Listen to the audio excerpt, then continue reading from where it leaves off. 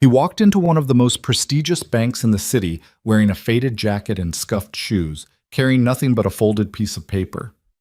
He asked the teller for $50, just 50. And the most powerful woman in the room, the kind who owned boardrooms and intimidated lawyers, looked at him like he was something stuck to the bottom of her heel. She laughed, out loud, in front of everyone. What happened next silenced the entire bank. If you're new here, subscribe and hit that bell. You will not want to miss what's coming. Drop your city or country in the comments. Let's see how far this story travels. The line at Meridian Trust had been moving slowly all morning. It was a Tuesday, which meant the branch on Callaway Street was running at full capacity. Office workers on lunch breaks, small business owners juggling deposit slips, a couple of older regulars who came in person because they didn't trust the app. The air smelled like recycled air conditioning and fresh printer paper, and the low murmur of the space was the kind of white noise that made people impatient without quite knowing why. Damian Cross joined the back of the line at 11:47 a.m. He didn't draw attention when he walked in. That wasn't unusual. Most people didn't. But Damian was the kind of man who seemed almost deliberately invisible. He was somewhere in his mid-40s, medium height, medium build, the sort of face that was hard to describe after the fact. He wore a dark jacket that had seen better years, a plain gray shirt underneath, dark trousers with a crease that had faded from too many washes. His shoes were clean but worn at the toes. He carried no briefcase, no laptop bag, no watch worth noting. He pulled a folded slip of paper from his jacket pocket, checked it once, folded it back, and stood quietly in line with his hands at his sides. The woman ahead of him was different in every possible way. Vanessa Sterling arrived at Meridian Trust the way she arrived everywhere, like the space had been waiting for her. She was in her early 50s, impeccably assembled, wearing a charcoal blazer over a silk blouse, her dark hair cut in a way that probably cost more than some people's car payments. She wore a watch that caught the light from the overhead fixtures, and she carried a slim leather portfolio that she kept checking as if something inside it might have changed since the last time she looked. Her heels clicked against the marble floor with a rhythm that suggested she operated on a schedule that other people were expected to respect. She worked her phone while she waited, responding to emails with the kind of clipped efficiency that made the air around her feel pressurized. When the line moved, she moved. When it stopped, she exhaled through her nose. Damian watched none of this. He was looking at the far wall where a printed notice about fraud protection had been taped slightly crooked. He stared at it for a while. Then he looked at the floor. There were 6 people between them when Vanessa finally reached the front. The teller she approached was a young woman named Priya, maybe 23, 24, new enough that she still straightened her name badge out of habit when someone important-looking stepped up. She smiled at Vanessa with the bright, careful smile of someone who had been trained to make everyone feel welcome and had not yet been worn down enough to stop meaning it. "Good morning, Ms. Sterling. How can I help you today?" Vanessa barely looked up from her phone. "I need to confirm a wire transfer went through, account ending in 7742. It should have posted yesterday and I don't see it reflected yet." "Of course. Let me pull that up," Priya typed. Vanessa scrolled. The people behind them waited. The transaction had posted. Priya confirmed it, gave the details, answered 2 follow-up questions without hesitating, and managed to maintain the smile throughout, even as Vanessa's responses got shorter and more clipped. When it was done, Vanessa clicked the portfolio shut, slid her phone into her jacket pocket, and moved to step away. That was when Damian stepped forward. He didn't rush. He didn't bump into her. He simply moved into the space she'd left and said, quietly and without any particular emotion, "Hi, I'd like to make a withdrawal, please." Vanessa had not fully moved away. She was still close enough that she heard the number when Priya asked and Damian answered, $50. The words landed softly. Damian said it the same way someone might say they needed a coffee. No emphasis, no apology. Priya nodded. "Sure, no problem. Can I get your account information?" Damian slid a card across the counter. It was Vanessa who reacted first. She had half turned to go, but something made her stop. Maybe it was the number. Maybe it was the jacket. Maybe she was just the kind of person who couldn't let certain things pass without comment. $50? She said. She wasn't talking to Damian directly. It was the kind of statement aimed slightly to the side, addressed to the general air, loud enough that it didn't need to be directed at anyone to land. They let people come in here for $50? A man in line behind Damien cleared his throat uncomfortably. Someone else looked at their phone. Priya kept her eyes on her screen. Damien didn't turn around. Vanessa watched him for a moment, waiting for a reaction, and when none came, something in her seemed to sharpen. "I'm serious," she said, and now her voice had a texture to it, not cruel exactly, but dismissive in a way that didn't hide itself. "This is a private banking branch. There are ATMs on every corner. What exactly is the point of tying up a teller for a $50 transaction?" A few people in line shifted. One woman near the back looked away. The man beside her studied the ceiling. Priya still hadn't looked up. Damien finally turned. Not fast. Not with any visible heat. He just turned his head and looked at Vanessa Sterling for a moment, calm, unhurried, and then turned back to the counter without saying a single word. That seemed to irritate Vanessa more than anything he could have said. "Unbelievable," she muttered, clicking her portfolio against her palm once, and then her phone buzzed, and she answered it and walked toward the door. And the room let out a collective breath so subtle nobody would have admitted it happened. Priya ran the card. Typed something, paused. She typed something else. Then she frowned. Not in a bad way, more the way someone frowns when a number is bigger than expected, and leaned slightly toward her screen. She checked the card again. Checked the screen again. Her hand moved to her phone. "Just one moment, sir." Damien nodded.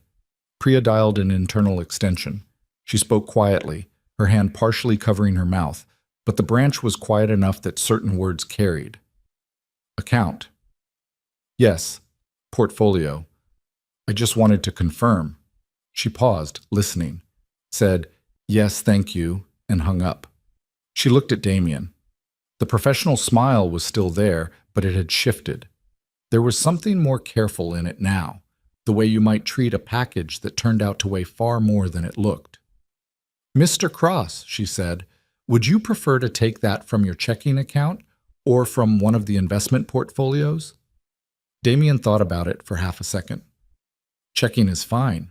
Priya nodded, counted out 5 tens, set them in the small tray under the window. Behind them, nothing had changed on the surface. The line had shuffled forward. Phones were being checked, deposit slips were being reviewed, but something in the atmosphere had shifted in the way that things sometimes shift in public spaces, quietly, without announcement, felt before it's understood. The branch manager came out from the back hallway. His name was Gerald Taft, a man in his early 60s who had worked at Meridian Trust for over 2 decades. He wore a dark suit and moved with the deliberate, unhurried pace of someone who chose every step consciously. He came around the side counter and walked directly toward Damien, and he extended his hand before he'd fully arrived. "Mr. Cross," Gerald said, "I wasn't aware you were coming in today. We would have had someone available for you." Damien shook his hand. "I was in the area. It wasn't planned." Of course." Gerald gestured toward the seating area near the back wall, a small cluster of chairs arranged around a low table, the kind of space the branch kept for clients who needed a quieter conversation. "Do you have a few minutes? We had some updated statements prepared for next month, but I can have them ready today if you'd like to review." "I'm okay for now," Damien said. "I just needed the cash." Gerald nodded, but he didn't move away immediately. He stood there a moment with the easy comfort of someone who knew that the person in front of him had earned that comfort. "Well, the offer stands. Anything you need, just call ahead, and we'll have it ready." "I appreciate that." Gerald shook his hand again and walked back toward his office. The line had gone quiet, not silent. People were still doing their things, fingers moving over phones, a woman near the door adjusting her bag, but the low, ambient murmur of the space had dropped a register, the way sound does when people stop making it deliberately and start making it only incidentally because they are, in fact, very focused on something else. Damien folded the bills, put them in his jacket pocket, and picked up his card from the tray. Priya was watching him with a different expression than she'd had 7 minutes ago. "Have a good day, Mr. Cross," she said. "You too," Damien said. He turned to go. He was 3 steps from the counter when Vanessa Sterling stepped back through the front door. She'd been out on the sidewalk. Her phone call had ended, or maybe she'd forgotten something, or maybe she'd just stopped moving long enough for something nagging in the back of her mind to catch up to her. She stood in the entrance for a moment, portfolio in hand, and her eyes found the counter where Gerald had just disappeared through the back hallway, and then they found Damien, who was walking toward the exit. She watched him. Then she looked at Priya, who was already serving the next customer, but whose posture had changed, straighter, more deliberate. Vanessa's eyes moved back to the ordinary-looking man in the faded jacket, who was pushing through the glass door and stepping out into the gray afternoon without hurry, without theatrics, without looking back. Something about the picture didn't fit. The number sat in her chest in a way she couldn't quite shake. Not $50. No, the other one. The one Gerald had implied without saying, that she'd caught in the way a person catches the shape of a word from across the room without quite hearing it. She watched the door close behind Damien Cross, and she stood very still for a moment in the middle of the lobby, holding her portfolio, surrounded by people who were carefully not looking at her. She walked to the counter. The customer at Priya's window finished and moved off, and Vanessa stepped up before anyone else could. "That man," she said. Not accusatory, just direct, the way she said most things. Priya looked at her pleasantly. "I'm sorry?" "The man who was just at your window, the one Manager Taft came out to speak with." Priya kept her expression neutral with the particular practiced skill of someone who knew that some questions were about information and some were about something else entirely. "I'm not able to discuss other clients," she said. "I'm sure you understand." Vanessa held her gaze for a beat.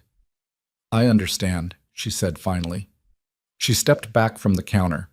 Across the lobby, through the glass, the street outside was ordinary. Taxis, pedestrians, pigeons on the curb. And Damien Cross was gone, absorbed into the afternoon with the complete, frictionless ease of someone who had never needed anyone to notice him in the first place. Vanessa stood in the middle of Meridian Trust's marble lobby and felt something she hadn't felt in a very long time. She couldn't name it yet, but she felt it. She didn't ask anyone about him that afternoon. That was the thing Vanessa told herself later, that she had let it go, that she'd walked out of Meridian Trust and gotten into her car and moved on with her day the way she always moved on, efficiently and without backward glances. She had a 2 o'clock with her VP of Operations and a call with her legal team at 4, and there was a dinner reservation at 7 that she couldn't cancel because the person she was meeting with had already rescheduled twice, and her patience for that kind of thing had worn thin around the 3rd year of running her own company. She did all of it. She was present for all of it. She answered questions and made decisions and signed off on 2 documents that her attorney needed by end of business. But at some point during the operations meeting, while her VP Marcus was walking through a slide about projected growth in their Pacific Coast distribution network, Vanessa's pen stopped moving. She was looking at the table. She was seeing, without meaning to, the look on Gerald Taft's face when he'd come out from the back hallway. Not deferential exactly, but something adjacent to it. Careful. The way people are careful around weight, they've learned to respect. She picked up her pen again. She asked Marcus a question about the quarterly numbers. She did not think about it again until she was lying awake at 20 past midnight, and by then it had been nagging at her long enough that she did the thing she almost never let herself do.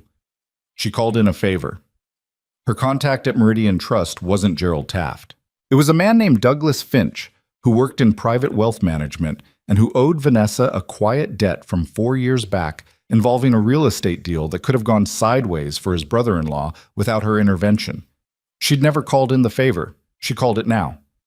Doug didn't give her numbers. He was careful enough for that. And she wouldn't have asked him to cross that line, but he confirmed enough. He used the word significant. He used the phrase long-standing relationship. He paused after she said the name Damien Cross, and the pause itself was information. "That's all I can tell you, Vanessa," he said. "That's enough," she said. She set her phone on the nightstand and stared at the ceiling for a long time.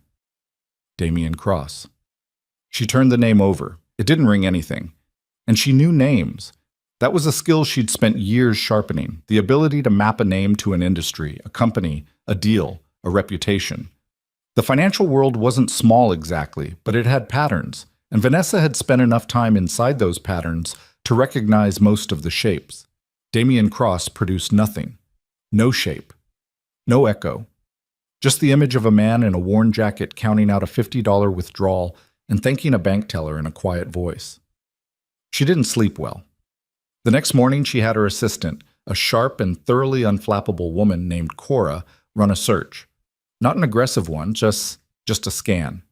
Name, professional history, any publicly filed documents, any corporate affiliations. The kind of thing that took 20 minutes and usually turned up a LinkedIn profile and a few press mentions. Cora came back in 45 minutes, which was longer than 20, and set a printed summary on Vanessa's desk without comment. Vanessa read it once. Then she read it again more slowly. Then she put it face down on her desk and sat back in her chair and looked out the window at the city spread out below her 43rd floor office. And she thought about the way she'd said $50 in that bank lobby, loud enough for 6 people to hear, like the amount was an insult to the building's architecture. Damien Cross had not always been invisible. 15 years ago, he'd been the kind of name that moved in certain rooms. Not famous, not the sort of person who ended up in magazines, but known. He had co-founded a financial technology company called ArcLight Systems in his mid-30s, building it over 7 years from a 2-person operation running out of a leased office space in an unremarkable building in the financial district into something that managed risk analysis software for mid-size institutional investors. It wasn't glamorous work. It wasn't the kind of company that got splashed across business publications. But it was solid. It was precise. And it made serious money for the people who used it and the people who built it. His business partner had been a man named Carter Voss. Vanessa had heard of Carter Voss.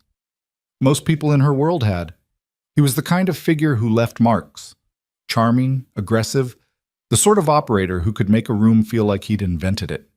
He and Damien had built ArcLight together, but the structure of the partnership had been, according to what Cora had managed to piece together from public filings and a few archived industry pieces, quietly unequal in ways that weren't obvious until they were catastrophic. What happened was this.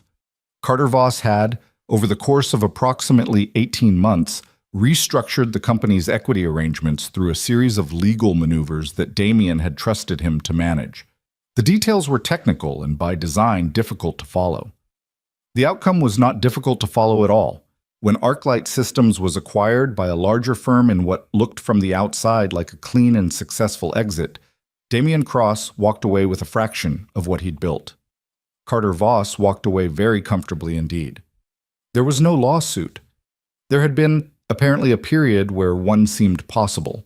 A few references in archived trade publications to a dispute among founders that had been resolved, but nothing went to court. Cora had found one quote from an unnamed source published in a small industry newsletter roughly 12 years ago that read, "The cleaner play was to walk away. He walked away." Vanessa read that line 3 times. She thought about what it cost. Walking away from something you'd built over 7 years because the legal fight would cost more than what remained. She thought about what kind of man did that quietly. What the summary didn't explain, and what Vanessa found herself most unsettled by, was what came after. Because after the ArcLight exit, after Carter Voss and the restructured equity and the decision to not fight, Damien Cross had simply disappeared from any professional record for almost 2 years. No new company, no public role, no speaking appearances at the kind of industry conferences that people in his position typically used to stay visible. And then, gradually, he'd started investing. Not loudly. Not in the way that people invest when they're trying to rebuild a reputation or announce a comeback. He'd invested the way someone plays chess when they're not in a hurry. Methodically, across a wide range of sectors, with what the financial record suggested was an extremely precise read on long-term value in companies that were either undervalued or simply overlooked. He'd taken positions in businesses that looked unremarkable on the surface and held them for years, sometimes for a decade. He'd exited a handful of them at multiples that would have made people in Vanessa's circle genuinely envious. He'd done all of it without a profile, without a platform, without a single interview. The number at Meridian Trust, the one Doug Finch had danced around without saying, was, as far as Vanessa could calculate from the public pieces of the picture, somewhere in the range that her own company's total valuation had only recently crossed. She sat with that for a while. Then she went to her next meeting. What Vanessa didn't know, couldn't have found in any document because it had never been written down, was the specific Tuesday morning in October, 11 years ago, when Damian Cross had sat at a folding table in a half-empty apartment and made a decision that changed the shape of the rest of his life. He'd had money then. Not a lot. What remained after the ArcLight settlement had covered his debts and left him with a cushion that felt significant and also, in certain moments, like a joke. But enough. Enough to rent the apartment, enough to eat, enough to think. He'd spent those first months in a particular kind of fog that he didn't talk about and wouldn't have known how to describe if someone had asked. He wasn't depressed exactly. He was something more specific than that. He was a man who had spent the better part of a decade building something with his hands and his mind and more late nights than he could count, and who had learned, in the space of about 4 months, that the structure he thought he was building inside had been built around a hollow center. Carter Voss had been his friend first. That was the part that didn't go away. They'd met in a graduate program 20 years back, two people who thought differently about the same problems and found that useful, and then found each other genuinely funny, and then found themselves, somewhat to their mutual surprise, actually close. Damian had been the one who called Carter when his mother died. Carter had been the one who showed up. He thought about that a lot in those first months. He thought about it less as time went on, but it never fully left. It just became one of those weights you carry so long that you stop noticing it until something reminds you it's there. The decision he made at the folding table that October morning was not dramatic. He didn't write it down. He didn't tell anyone. He simply looked at what he had left. The money, the knowledge, the hard-won understanding of how value actually moved through markets and why most people misread it. And he decided what to do with it. He would not rebuild ArcLight. He would not start another company. He would not walk back into the world where Carter Voss operated and fight for a position in it. Not because he was afraid, though there were moments that felt adjacent to fear, but because he understood, sitting at that table, that what he wanted was not what that world offered. What he wanted was to be correct, to make good decisions over a long time horizon and have those decisions be his own, accountable to no one, unreadable to the people who'd looked at him and seen something other than what was there. The invisibility had been incidental at first. He'd stopped dressing for an image he no longer maintained and found that without the image, people looked through him and found that being looked through was deeply, unexpectedly restful. He kept the apartment modest because the apartment served its purpose. He drove an unremarkable car because it got him where he was going. He didn't need the signal. He'd spent years around people who needed the signal, who measured themselves by the signal. And he understood now, with the clarity that only comes from having lost something, and then sat quietly with the loss long enough to see it clearly, that the signal had never actually been the point. The point was the work, and the work was going well. His first major position had been in a mid-sized logistics company that most analysts had written off as structurally obsolete. He'd read their internal filings differently, had seen something in the operational data that suggested the obsolescence narrative was built on the wrong assumptions, and had bought in at a price that made his attorney at the time ask carefully whether he was certain. He was certain. He held the position for 6 years. When he finally moved, the return was substantial enough that his attorney called him back, unprompted, to say I should have listened. He'd smiled at that. He was in a coffee shop when the call came, wearing a jacket he'd had for 3 years, reading a book he'd been meaning to get to for 2. He'd thanked the attorney and gone back to his book. The years had that quality. Not peaceful exactly, because there was always something to track, always a decision to be worked through, always the low hum of attention that serious investing required. But they had a consistency to them, a groundedness. He woke up in the morning and knew what he was doing and why, and that was more than a lot of people had, and he knew it. He'd kept a small circle, a couple of people he'd known before ArcLight, a handful he'd met through the investing work, one former colleague who'd stayed in touch across the years without ever seeming to want anything from the staying in touch. He didn't date much. There'd been a woman named Sylvie for about 2 years early in this chapter, and the ending of that had been one of the less graceful things he'd managed, too much silence on his part when she'd needed the opposite, and he didn't make excuses for it, just carried it as another thing on the list of ways he was not as good as he probably should have been. He'd been better at the solitude than the closeness. That was a true thing about him that he'd stopped pretending wasn't. His investments now touched a wide range of sectors: real estate, technology infrastructure, a couple of manufacturing companies he'd found through the same kind of careful reading that had served him well the first time around. He managed everything himself, with an attorney and an accountant who understood his particular approach to both privacy and patience. He didn't sit on boards. He didn't take active roles in the companies he backed. He read, he analyzed, he decided, he waited. One of those companies was a firm called Archon Ventures, which was a growth stage investment vehicle that had, about 6 years ago, provided significant capital to a fast-expanding business technology company looking to scale into 3 new markets simultaneously. The company had been Vanessa Sterling's. Damien had found Sterling Integrated Solutions the way he found most things, through documents. He'd been reading a sector report on mid-market enterprise software and noticed a privately held company whose client retention numbers were anomalously good, the kind of good that suggested either excellent product or excellent relationships, or, in the interesting cases, both. He'd looked further. He'd liked what he found.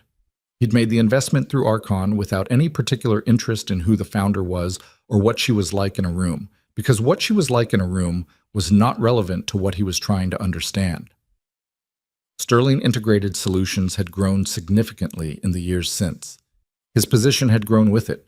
He had not thought about Vanessa Sterling in any personal sense. She was a name attached to a set of numbers that had performed well. That was the whole of it. He'd gone to the bank on Tuesday because he needed cash for a handyman he'd hired to fix the gutter on the back of his house. A man who worked off the books and asked for exact amounts because he'd learned that the kind of people who needed him to explain digital payment options were usually the kind of people who then had opinions about the job itself. Damien respected the approach. He'd asked what it would cost. The handyman had said $50. Damien had driven to the bank. He was in the shower when his phone buzzed with a message from Gerald Taft's assistant, thanking him for coming in and reminding him that his updated portfolio statements would be ready by end of month. He dried his hands on the edge of the towel and replied, "Thanks. No rush." He made a sandwich. He ate it standing at the kitchen counter, reading something on his phone. Outside, the afternoon had gone overcast, the light that particular flat gray that settles over a city in autumn and makes everything look slightly more honest. He did not think about the woman at the bank. He did not think about the way she'd said $50, or the way the lobby had gone quiet, or the way she'd come back through the door and stood there looking at the counter with an expression he'd caught only for a second before he'd pushed through to the street. He'd heard that particular tone before. Not from Vanessa Sterling specifically, but from the category of person she occupied. He'd spent enough years inside that world to know the precise frequency of it, the assumption that the surface was the thing, that what you presented was what you were, and what you were was determined entirely by what you presented. He didn't feel angry about it in any active way. He'd moved past the anger phase of this a long time ago. He just found it, when he let himself think about it, very tired. The gutter got fixed. The handyman did good work, cleaner than Damien had expected, actually, and faster. He paid the $50 in cash and the man drove away in a truck with a cracked taillight, and Damien went back inside and poured a glass of water and stood at the kitchen window looking at the backyard, which needed the leaves raked, which he would get to over the weekend. His phone buzzed. A message from his accountant with a flag on something in one of his technology positions. Not urgent, just something to review.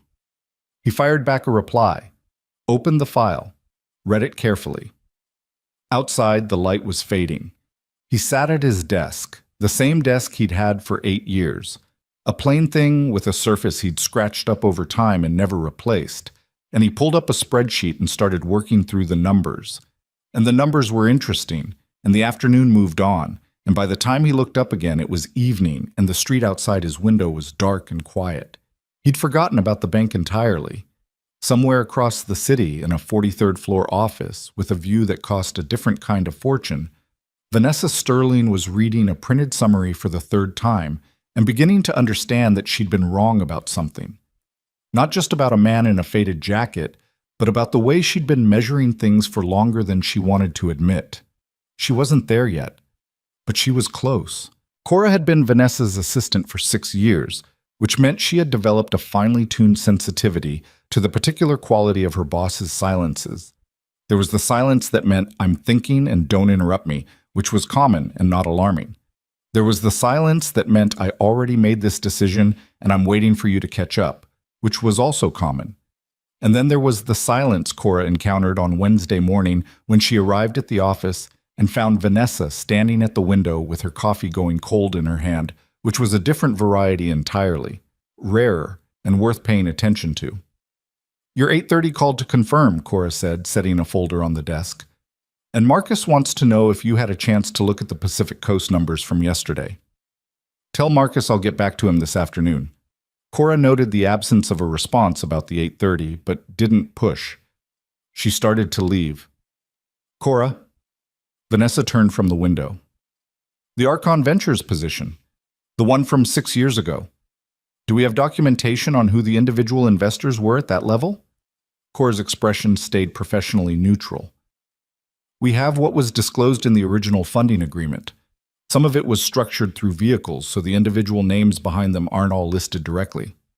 "Pull what we have." "I'll have it in an hour." It took 40 minutes. Cora set the file on the desk and left without comment, which was one of the things Vanessa paid her well to understand: when to be invisible. Vanessa read through the Archon documentation with the specific focus she brought to things that mattered. Archon Ventures had been one of 4 investment vehicles that had provided the growth capital Sterling Integrated Solutions needed in its 3rd year. The year Vanessa had been expanding into markets that were bigger than her existing cash flow could comfortably support. The year she'd spent 6 months having conversations she didn't particularly enjoy with people who wanted pieces of her company in exchange for the runway she needed. Archon had been the cleanest deal on the table. Good terms, minimal interference requirements, no board seat demands, no aggressive reporting schedule. Vanessa had taken it and been grateful for it, and then, in the way that founders do once survival is no longer the immediate question, had largely moved past it. The name behind Archon's position was not Damian Cross. It was a holding entity called Terrace Capital Management, which was registered in Delaware, and which had, according to the paperwork, a single managing principal. The principal's name was D. Cross. Vanessa set the file down. She sat back in her chair and looked at the ceiling and let out a breath that wasn't quite a laugh and wasn't quite anything else, just air leaving her body while she processed the specific geometry of what she was looking at.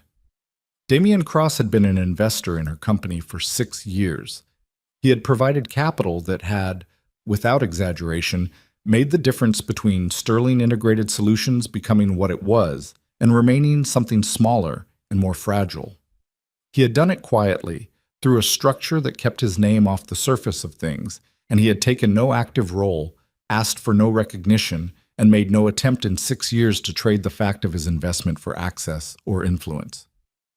She thought about Tuesday morning, the lobby of Meridian Trust, the way she'd said the words.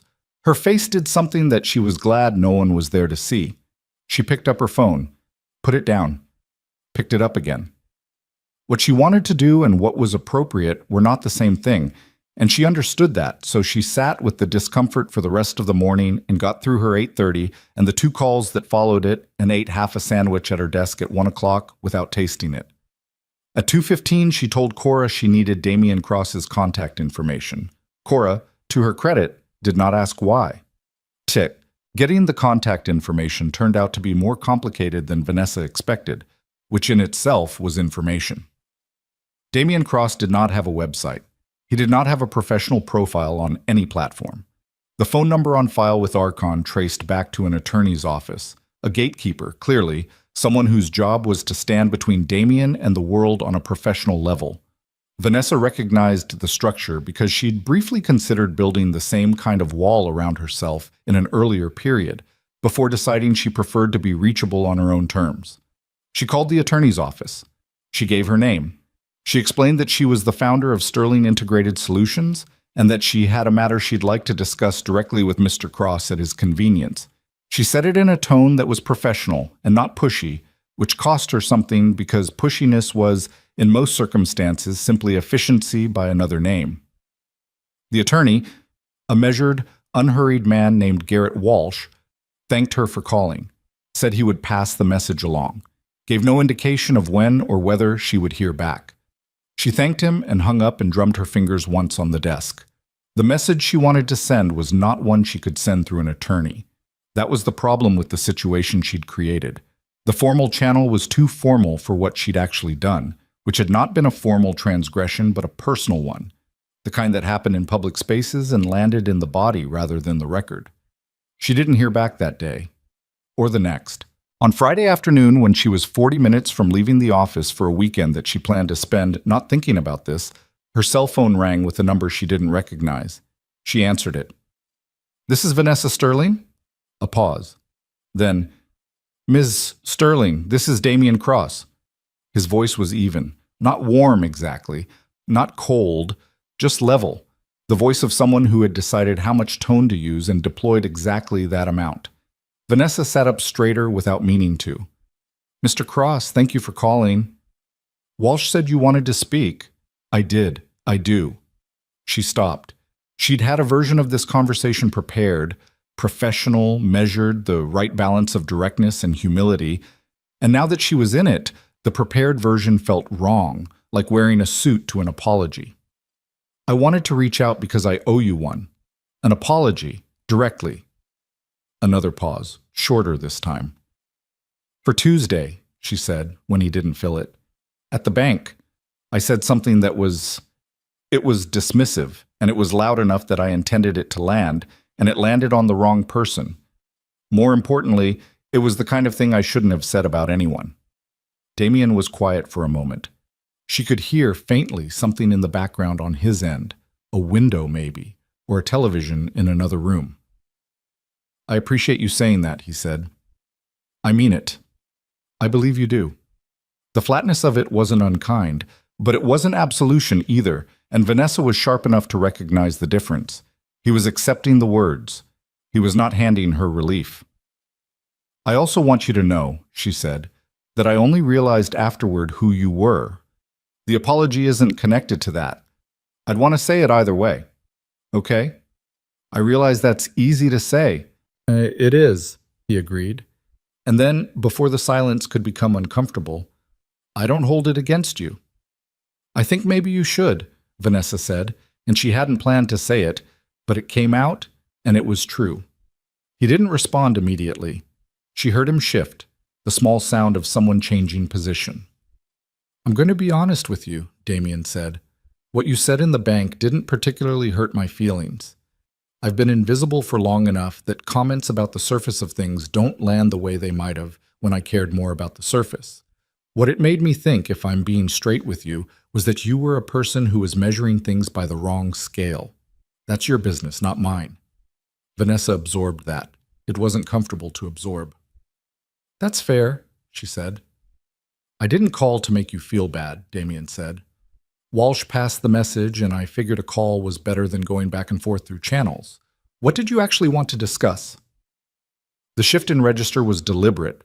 She recognized it as the move of someone who was done with one part of a conversation and ready for the next. She straightened in her chair. "I'd like to meet," Vanessa said. "In person. I have some things I want to say that aren't suited for a phone call." Another pause. Then, "All right." They settled on the following Wednesday, a place he suggested, a coffee shop she hadn't heard of, somewhere in a neighborhood she didn't often have reason to be in. She wrote down the address and the time, and when she hung up, she sat very still for a moment with her hand over her phone on the desk. The coffee shop was called Linden's. It occupied the ground floor of a narrow building on a street that felt unhurried in the way that certain city blocks do. Not run down, just removed from the velocity of the commercial corridors a few blocks over. The windows were large and not particularly clean, which let the morning light in a diffuse, unpretentious way. The furniture was mismatched, the menu handwritten on a board behind the counter, and the noise level was the easy, low hum of people who had come here to be somewhere, not to be seen somewhere. Vanessa arrived 4 minutes early, which was unusual for her. She was typically exact to the minute because arriving early in professional settings read as eagerness, and she'd spent years calibrating against that. But she arrived early here because she felt vaguely and uncomfortably that she was the one who needed to be in position. like she'd earned the slight vulnerability of it. Damien arrived 2 minutes later. He looked exactly the same as he had in the bank. Different jacket, similar vintage, same worn-in quality to everything he wore, same unhurried walk, same way of moving into a space without announcing himself. He saw her at the corner table, nodded once, and went to the counter first, ordered something, and came over with a ceramic mug and set it on the table and sat down. "You found it all right," he said. "Easy enough." She wrapped both hands around her own coffee. "Do you come here often?" "A few times a week. The coffee's decent and nobody bothers me." He said it without any particular weight. It was just a fact. But it landed on Vanessa with a clarity that the phone call hadn't quite delivered. This was his life. These were its textures. A coffee shop where nobody bothered him. A bank visit for $50 in cash. An apartment she couldn't picture because nothing she knew about this man was visual. "I wanted to say in person what I said on the phone," she started, "because I think I said it in kind of I was a bit controlled about it, managed." Damien looked at her. His eyes were darker than she'd remembered, attentive in a way that was neither warm nor cold, but simply present. "I was rude to you," Vanessa said, "in public. I made an assumption about who you were based on how you looked, and I said something intended to demean you, and I said it loud enough that other people heard it, and I'm ashamed of that." He held her gaze for a moment. "You already said this." "I know. I'm saying it again because the phone version didn't feel like enough." Something in his expression shifted, not softened exactly, but adjusted, like a picture being brought slightly more into focus. "You want to know what I thought about," Damien said, "after I left the bank?" "Yes." "Nothing." He picked up his mug. "I thought about whether the handyman was going to show up on time. He did, and his work was good, and I went inside and looked at some numbers and made a sandwich, and by about 6 o'clock I hadn't thought about the bank in 3 hours. He paused. "That's not me performing composure. That's just what happened." Vanessa nodded slowly. "The thing that bothered me," Damien continued, "wasn't personal to you. It was the mechanism of it. The way it worked. You walked into a room, and the room arranged itself around your expectations. People went quiet. The teller kept her eyes down. Nobody said anything because you were the kind of person it felt risky to correct." He set the mug down. "That's a specific kind of power, and I think most people who have it don't see it operating. They just see the room behaving." Vanessa was quiet for a moment. "You're right. I'm not saying it to score a point." "I know you're not. That's why it's harder to hear." She looked out the window at the street. A woman walked past with a stroller, not looking up, navigating a crack in the sidewalk with practiced efficiency. "I've been thinking about what it says about the way I operate. The way I've been operating, maybe for a long time. That's yours to work out." "I know." She turned back. "I want to ask you something directly, and I want you to know that regardless of your answer, I'm not asking because of the investment. I'm asking because I think I've been wrong about something, and I'd like to understand what that is." He waited. "You built something real at ArcLight," she said. "Something that worked. And you lost it in a way that was, from what I can gather, deeply unfair. And then you built something else, quietly, over a long time. And you chose to do all of it without anyone knowing who you were." She paused. "Why? And I'm not asking like it's a criticism. I genuinely want to understand the thinking." Damien looked at her for a long moment. The coffee shop noise moved around them. A chair scraped somewhere. Someone laughed near the door. The espresso machine ran through a cycle. "When I was building ArcLight," he said, "I spent a lot of time managing how it looked, how I looked, what the company's profile was, who was paying attention, whether we were being taken seriously by the right people." He turned the mug in his hands. "It wasn't vanity exactly. I thought it was necessary. I thought the signal was part of the substance. And then someone I trusted used that signal against me. Spent a year and a half rewriting the structure of our partnership while I was busy managing how we looked on the outside." He said it without heat, just the level recitation of a fact that had lost most of its edge. "When it was over, I understood that I'd been looking at the wrong thing the whole time. The outside-facing stuff, the credibility management. None of that was the real work. It was just noise I'd convinced myself was signal. Vanessa didn't say anything. She was listening in the full-body way she rarely listened, not cataloging, not preparing a response, just taking it in. So I stopped, Damien said. I stopped caring about who knew what I had. I started doing the actual work, which is reading and thinking and making decisions and waiting. And I found out it went much better without the performance. Because the performance was getting in the way. Because the performance was expensive, he said. It cost attention, time.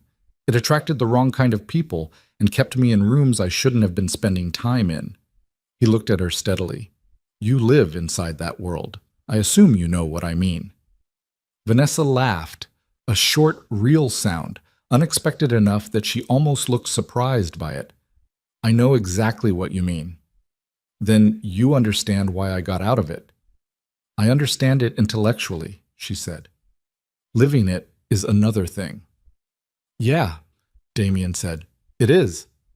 The conversation settled for a moment. Outside, the unhurried street did its things. Someone on a bicycle navigated around a parked delivery truck. The light shifted as a cloud moved somewhere overhead. I want to ask you something else, Vanessa said, about the investment. And this one is about business. Damien nodded. You've been in our capital structure for 6 years and I didn't know your name. That's intentional on your part. Yes. Was there a reason you didn't want me to know? He thought about it. It wasn't about you specifically. I don't take active roles. I don't want relationships with management because those relationships create pressures that change how I think about a position. I wanted to evaluate your company on its numbers and then leave you alone to run it. That makes sense. Your company has done well, Damien said. The numbers have been good. I have no complaints. We're planning a significant expansion, Vanessa said, into 2 new regional markets. It's going to require a new capital raise. Damien looked at her. I'm not asking you to come in on it, she said quickly. That's not what this is. I just want to be transparent with you about where the company is heading, because you're a part of it, and you've been a part of it for 6 years, and you deserve to have the picture. He studied her for a moment. Send me the projections when you have them. I will. I'll look at them the same way I look at everything. No favors either direction. I'd expect nothing else. She paused. Though I'd also like to offer you a formal position as a lead investor on the new round. Not because of Tuesday, not because of this conversation, because your track record suggests you're someone whose involvement adds something beyond capital, and I'd rather have you visible in the structure where I can talk to you directly than anonymous in a holding entity where I'm reading about you from public documents. Damien was quiet. You don't have to decide now, Vanessa said. I won't, he said. I'll think about it. She nodded. That's all I'm asking. He looked at her with the same steady attention he'd had since she sat down. Not friendly exactly, not unfriendly. Something more neutral and, in its neutrality, more honest than most of the faces she dealt with in a given day. You didn't judge my wealth, he said. It was almost exactly what he'd said on the phone, but in person it landed differently. You judged who you thought I was. Those are different things. I know that now, Vanessa said. Make sure you keep knowing it, Damien said. It's easy to know things in a coffee shop and then walk back into your building and forget. She looked at him. Is that what you think will happen? He didn't answer immediately. He drank from his mug, set it down, looked at the table for a moment, and then back up at her. I think you're a smart person who runs a successful company and has spent a long time in an environment that rewards a certain way of reading people, he said. I think that environment is pretty good at convincing everyone inside it that its way of reading people is correct. And I think it probably takes more than one uncomfortable Tuesday morning to change a habit that deep. It was not a comfortable thing to hear. She absorbed it anyway. You're not wrong, she said. I'm not telling you anything you don't already know. That's the thing. I don't think this is new information for you. I think you knew it before Tuesday. I think Tuesday just made it hard to look away from. Vanessa looked at him across the small table in the coffee shop with the imperfect windows and the mismatched chairs, and she thought about the 43rd floor and the marble lobby and the automatic authority of a clicking heel on a polished floor, and she felt something she didn't have a clean name for, Not guilt exactly, not shame exactly, something older and less defined, the particular feeling of seeing yourself from an angle you hadn't chosen. "I should let you get on with your day," she said. Damien nodded, stood, and picked up his mug to take back to the counter because that was apparently the kind of place this was, and he was apparently the kind of person who did that. "Mr. Cross," Vanessa said. He turned. "Thank you for meeting with me." He looked at her for a moment, something in his face, not warmth, but something adjacent, the slight human relaxation of a person who has decided, provisionally, that a thing is worth a small amount of grace. "Take care of yourself," he said. He carried his mug to the counter, set it down, and walked out of Linden's with the same unhurried ease with which he'd walked into it. And through the smeared window, Vanessa watched him move down the sidewalk and turn a corner and disappear. And she sat alone with her coffee, which had gone cold, and did not move for a long time. She drove back to the office from Linden's without music. That was unusual for Vanessa. She was someone who filled space by habit, phone calls on the road, something playing through the speakers, the ambient noise of productivity maintained even in transit. But she drove back through the mid-morning city in silence, both hands on the wheel, watching the lights change, and the silence didn't feel empty. It felt like something she needed to sit inside for a while. Cora looked up when she walked in, took one look at her, and simply said, "Your 11 o'clock called to push 30 minutes. I confirmed." "Fine," Vanessa said. "Hold everything until then?" She went into her office and closed the door and stood at the window for a while, not thinking in any directed way, just letting the conversation settle, the way you let a room settle after something has moved through it. The city below looked the same as it always did. The same grid of movement, the same geometry of ambition running on the same infrastructure. She'd looked at this view almost every day for 11 years. Right now it looked slightly different, and she couldn't have explained exactly why, because the view hadn't changed at all. It's easy to know things in a coffee shop and then walk back into your building and forget. She turned away from the window. The problem with a man like Damien Cross, and she was beginning to understand this with a clarity that had teeth, was that he was not the kind of person who issued dramatic corrections. He wasn't going to embarrass her, wasn't going to broadcast what had happened at Meridian Trust, wasn't going to use his position as a legacy investor to manufacture leverage out of her discomfort. He had none of those interests. That was precisely what made the conversation she'd just had so difficult to metabolize. There was nothing to push against. He wasn't angry at her. He wasn't performing magnanimity for an audience. He had simply looked at her across a small table and told her true things in a level voice, and then carried his mug back to the counter and left. She couldn't argue with that. She couldn't negotiate with it. She could only sit with what it reflected. Vanessa Sterling had built her company over 11 years through a combination of intelligence, discipline, and a specific kind of social fluency that she'd developed early and refined over time. The ability to read a room fast, to calibrate her positioning within it, to move through professional environments with a certainty that other people found either reassuring or intimidating, depending on where they stood relative to her interests. She was good at this. She'd needed to be good at this. She'd entered her industry at a time and in a context where the room rarely arranged itself in her favor by default, where the credibility she needed had to be established and maintained at a cost that her male counterparts didn't pay in the same way, and she'd done the work and paid the cost and built the things she wanted to build. She knew all of that was true. She also knew, sitting in her office on a Wednesday morning, that somewhere in the process of becoming the person who could survive that room, she'd developed some habits that had nothing to do with survival and everything to do with dominance. And that those habits had started to run on their own, unchecked, operating at moments where nothing was actually at stake. A lobby, a line, a man in a worn jacket asking for $50. That was the thing she couldn't look away from. She made herself look at it for another minute. Then she straightened her jacket, pulled up her calendar, and went to work. The formal apology letter took her 3 evenings to write.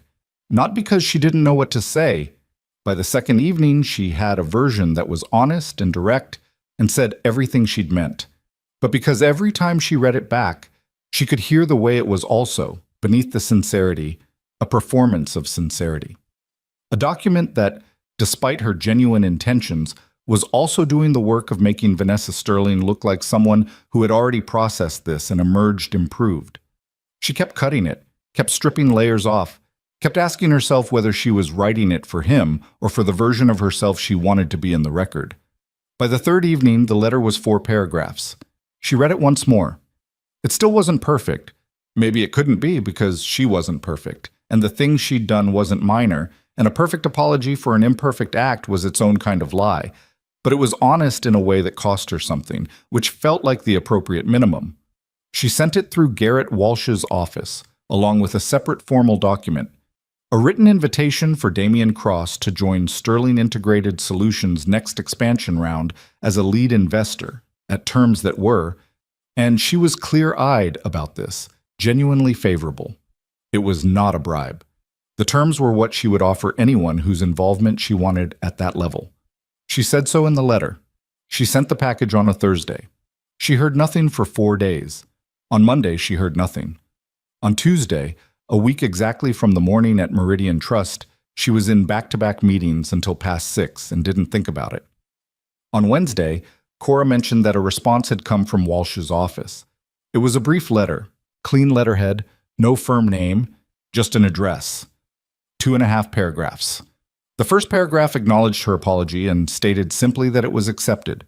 The second paragraph addressed the expansion investment. It said that he had reviewed the materials she'd sent, the preliminary projections, the market analysis, and that they were thoughtfully prepared and the underlying logic was sound. He said he would maintain his existing position in Terrace Capital's current form. He declined the lead investor role. The third paragraph was shorter than the others. It said, "The offer reflects well on you, so does the instinct that produced it. But the reason I keep my distance from management relationships isn't something I want to make exceptions to, even when the person on the other side has given me reason to think the exception might go well. Some things work because they're consistent. I'd rather stay consistent." Vanessa read it twice. Then she set it on her desk and looked at it for a while, and the feeling that moved through her was complicated in a way she didn't try to simplify. There was disappointment, genuine business disappointment, because she'd meant what she said about what his involvement could add. There was also, beneath that, something closer to respect. The letter didn't give her the thing she'd asked for, and it didn't apologize for that. And it was written by someone who had thought about what he was doing and why, and had decided without drama. She put the letter in the folder she'd been keeping on the matter, closed it, told Cora to confirm the next expansion meeting for Thursday. She had 3 other investors to call. What happened in the weeks after was not a transformation. Vanessa would have been the first to say that, and she said it twice, actually, in different conversations, the way people do when they're trying to be precise about something they've thought through carefully. The first conversation was with Marcus, her VP of operations, who had worked with her for 8 years, and whom she trusted in the specific way you trust someone who has seen you at your worst and stayed without making a project of it. They were in her office after hours on a Thursday, going through the expansion planning, when something he said triggered a memory of what Damian had told her at Linden's, about the room arranging itself around expectations, and she mentioned it. Not the details of Tuesday, not Damian by name, just the observation itself, about what happened in rooms when a certain kind of authority was present, about whether the people inside those rooms were actually telling you true things or telling you the things that felt safe to say. Marcus was quiet for a moment. He was a careful man, not timid, just precise about when he spent his words. "Can I say something honest?" he asked. "That's what I'm paying you for." He looked at her in the way he sometimes looked at her when he was deciding how direct to actually be. "There are things I've held back from saying in meetings because I've watched what happens when someone pushes back at the wrong moment. Not because you've ever actually punished anyone for it, just because the room gets a temperature and people learn to read the temperature." Vanessa looked at him. "That's useful information," she said. Her voice was level. "I figured you'd take it that way." "What have you been holding back?" he told her. It took about 20 minutes. Some of it she'd already sensed. Some of it surprised her. None of it was catastrophic, but all of it was real, and real was what she'd asked for. So she listened to all of it and took notes and did not interrupt, and at the end said, "Thank you. I mean that." "I know you do," Marcus said. "That's why I said it." The second conversation was harder. It was with a woman named Dana Cho, who ran Sterling's talent and culture operations, and who had, 14 months ago, brought Vanessa a concern about the way one of the senior directors was treating his junior staff. Not anything legally actionable, just a pattern of dismissiveness that was making people smaller and making the department quiet in ways that were starting to affect the work. Vanessa had listened, had said the right things, and had then handled it with the director in the way that felt most efficient. A quiet conversation, a warning that was too gentle, a situation that had technically been addressed and practically not changed at all. Dana had not brought another concern since then. Vanessa called her into the office on a Friday afternoon and asked her directly whether the situation with the director had improved. Dana looked at her for a moment that lasted slightly too long. "Marginally," she said. "On the surface." "What does that mean?" Dana took a careful breath. "It means he's learned not to do it in front of people who report upward. It means the junior staff in his department have learned not to bring things forward because the last time they did, nothing actually changed." Vanessa felt this as a physical thing somewhere in the upper chest area. "Why didn't you come back to me?" Dana's expression was careful, measured, the expression of someone who had thought about this exact question and had not been sure whether it would ever be asked. "Because the first time felt like it cost more than it returned," she said. "I didn't want to spend that again."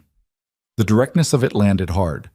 Vanessa had spent her career building a company she believed treated people well, and the gap between that belief and what Dana had just described was not comfortable to measure. "I want to fix it," Vanessa said. "The actual thing, not the surface of it, and I want to know the other situations like it." Dana looked at her for a long moment. "That's going to be a longer conversation." "I have time." They were in the office for 2 more hours. Dana was careful and precise, and clearly uncertain for the first 20 minutes about how much to trust that this was real and not just another cycle that would close down before anything actually changed. Vanessa understood that uncertainty and didn't argue with it. She just kept listening, kept asking the follow-up question instead of the summary question, and slowly the conversation opened up into something more honest than anything they'd had in the past year. It wasn't a catharsis. Vanessa didn't feel cleansed or renewed or any of the things that scenes like this were supposed to produce in a story about someone learning a lesson. What she felt was tired and clear-eyed and aware of a significant amount of work she hadn't known she needed to do. That felt more honest than transformation. 3 weeks after the meeting at Linden's, Vanessa was having lunch at her desk when her phone buzzed with a number she recognized now. She answered before the second ring. "Mr. Cross?" "Mrs. Sterling." A brief pause. "I wanted to follow up on something. The projections you sent. I had a question about your Pacific Coast expansion numbers. The timeline you're showing for market penetration in the 3rd year looks aggressive compared to the operational infrastructure you have in place right now." Vanessa set down her fork. "It is aggressive. We're planning to hire ahead of the curve. The assumption is that the talent will be in place by the time the volume requires it. That assumes the hiring timeline holds. Hiring ahead of curve in 3 markets simultaneously is a significant operational lift. What's your contingency if you're 6 months behind on staffing in one of the 3? She pulled up the projection file without thinking about it. "We have a delayed activation model built in for Market 2. If we're behind, Market 2 goes soft launch, while 1 and 3 carry the early load. Is the margin structure solid enough for that? For about 4 months. After that, we'd be looking at either accelerating the hiring or adjusting the entry terms in Market 2. A beat. "The entry terms are the more conservative play." "Probably," Vanessa said. "Marcus has been pushing for that version." "Marcus is right." "Marcus usually is," she said. "I'm working on being better at hearing that when he says it." There was a pause on Damien's end. Brief. The kind of pause that wasn't empty. "How's that going?" he asked. "Ask me in 6 months," Vanessa said. Something shifted on his end. She couldn't see it, but she could hear it. A small relaxation in the register of his voice. Something that wasn't quite warmth, but was adjacent to it in the way that certain things are only adjacent to things, never actually those things. "The contingency plan should be in the main document," he said, "not in a footnote. If you're presenting this to new investors, they need to see that you've already thought through the failure modes. It reads better as rigor, not as weakness." Vanessa made a note. "Agreed. I'll have Cora update the master version."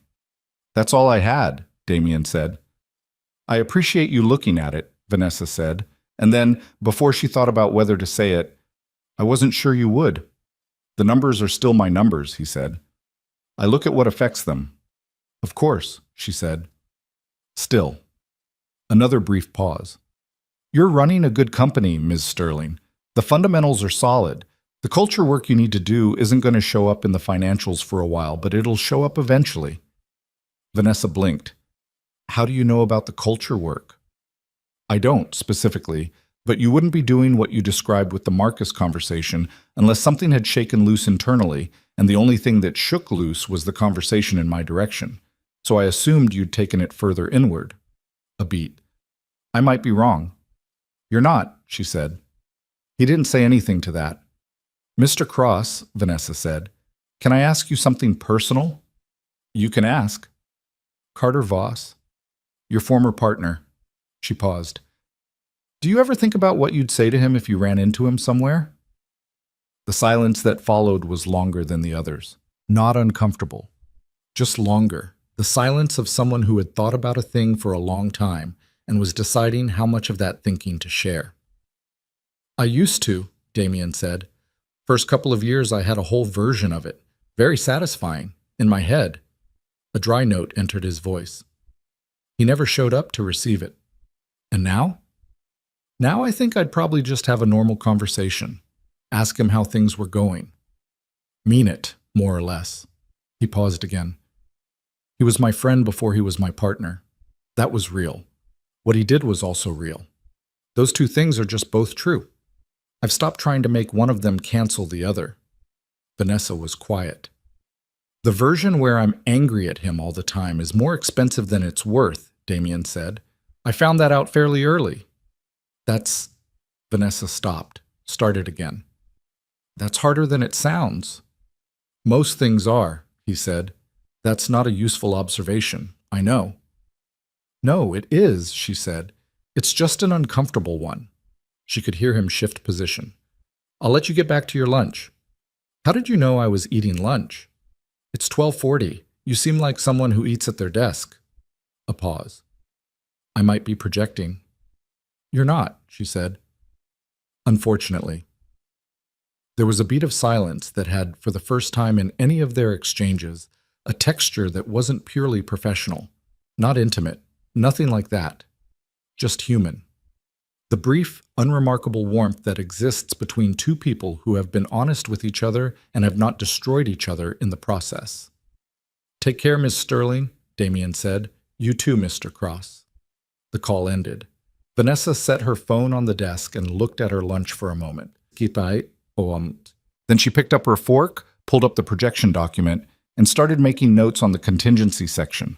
Outside, the city moved. Below, the streets ran their patterns, indifferent and precise.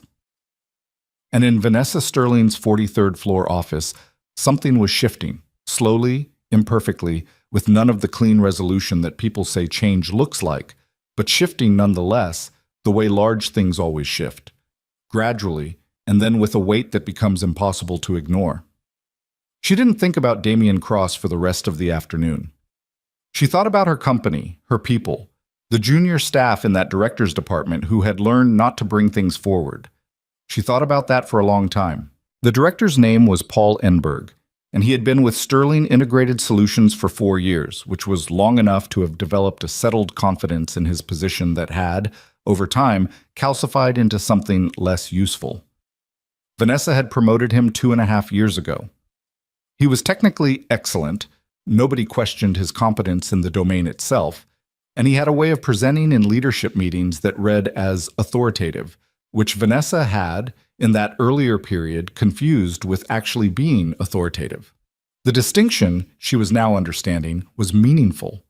Paul Enberg knew how to look like he had things handled, what Dana Cho had described, and what Vanessa confirmed over the following 2 weeks, through a series of careful conversations with people in his department, was that the handling itself was considerably less clean than the presentation. He didn't shout. He didn't threaten.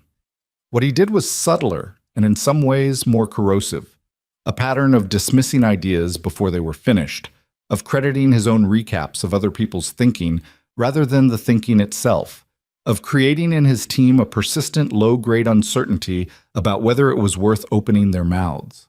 The junior staff had learned to root around him, which meant the best ideas in his department were dying in the hallways outside his office instead of making it into any room where they could do something useful. Vanessa had a meeting with him on a Tuesday, 3.5 weeks after Meridian Trust, which she was aware of, though she didn't think the timing needed to be explained to anyone, including herself. She did not ease into it. She thought about how to run the conversation and decided that easing into it was a kindness that would cost the wrong people. "I want to talk about your team," she said, "specifically about the environment you've built for them. I've had a number of conversations over the past 2 weeks, and what I'm hearing is consistent enough that I can't attribute it to individual personalities." Paul looked at her with the carefully managed expression of a person who has been surprised but is experienced enough not to show it fully. "I'm not sure what you've been hearing, but I'd want the opportunity to respond to specifics." "You'll have it. I'm going to give you the specifics, and I want you to hear them as information, not as an attack. Because what I want out of this conversation is for things to actually change, not for you to feel defensive and then go back to your department and behave better for 3 months and then drift." He looked at her. "That's a fairly direct way to start." "Yes," Vanessa said. "It is." She gave him the specifics. Not names. She'd been clear with Dana and the others that the conversations were informational, not testimonial, but patterns, examples described with enough detail to be undeniable. She watched his face move through the sequence that faces move through in these conversations. The initial resistance, the search for an alternate explanation, the slow and uncomfortable arrival at something closer to recognition. It took 40 minutes. He pushed back twice in ways that she let him finish before responding. He said, "At one point, I didn't realize the impact was that significant." And she said, "I believe you. That's part of what I want you to understand." And the way she said it was not cruel and also not gentle in the comfortable sense. It was just direct in the way that things are direct, when the person saying them has stopped managing the room and started just telling the truth. At the end of the meeting, Paul Enberg looked like a man who had been handed a picture of himself that he wasn't sure he recognized but couldn't fully dispute. "What I need from you," Vanessa said, "is a genuine change in how you run that department, not a performance of change. Dana is going to do a team check-in in 60 days, and I'm going to be looking at whether people feel differently about bringing things forward. If they don't, we'll need to have a different conversation about your role." "And if they do?" "Then we move forward," she said. "I'm not interested in making an example of anyone. I'm interested in fixing something that's broken." He nodded. Not with enthusiasm. With the weighted acknowledgement of someone who has just understood that something real is being asked of them. When he left, Vanessa sat back in her chair and noticed that her hands were not entirely steady. She hadn't been nervous exactly, but the conversation had cost something. The specific cost of staying honest when it would have been easier to soften things into ambiguity. She was aware of the irony that it had taken a man in a worn jacket and a $50 withdrawal to put her in the room where this conversation became possible. She sat with that for a moment. Then she pulled up the expansion document and got back to work. The Pacific Coast expansion launched 7 months later, and it went the way most real things go. Better in some dimensions than projected, worse in others, and requiring a series of mid-course corrections that Marcus had mostly anticipated and documented, and that Vanessa was, by that point, actually reading before the meetings where they were discussed, rather than getting the summary version in real time. The Market 2 soft launch contingency that Damien had flagged on that Wednesday phone call was used. They were 4 months behind on staffing in the Portland corridor, and the delayed activation model held the way it was designed to. Market 1 and 3 carried the early load. It was not a crisis. It was a plan working. Damien received the quarterly updates through Walsh's office, the way he always had. He sent back one note, about 6 months into the expansion, flagging a metric in the operational cost structure that suggested a vendor renegotiation might be worth pursuing. He was right. They pursued it. The renegotiation went well.